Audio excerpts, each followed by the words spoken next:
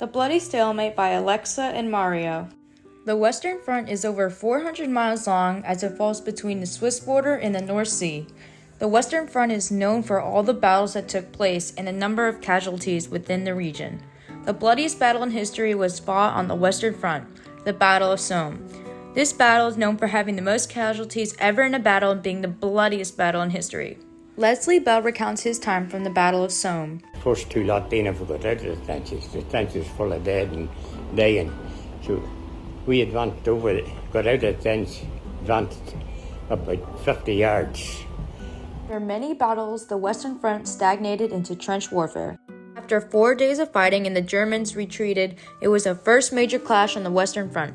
This led to the First Battle of Marne becoming the most important event of this war. The Battle of Marne was fought in a collection of skirmishes around the Marne River Valley. It resulted in an Entente victory against the German armies in the west. The Western Front was opened from the German army after invading Luxembourg and Belgium.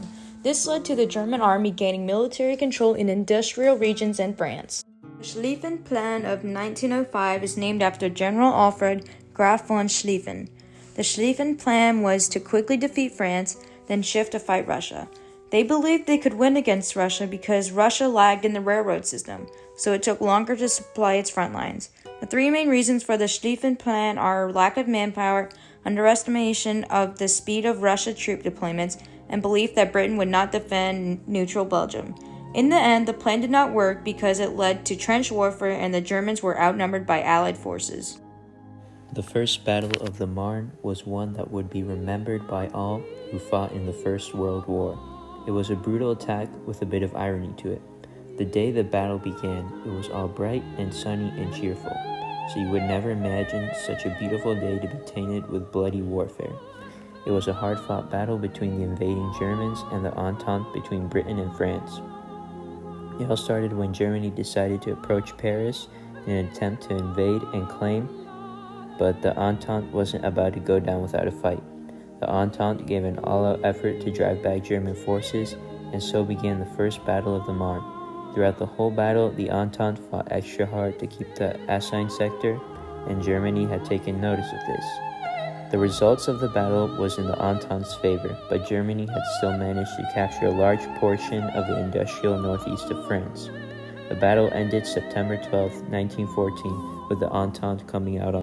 The War of the Trenches was a rough battle that was fought in the trenches, as you might have assumed.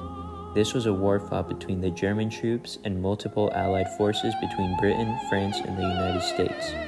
The main cause of this war was an excessive amount of artillery and weaponry that forced armies on the Western Front to dig trenches. The war lasted until 1918 and ended in victory for the Allies.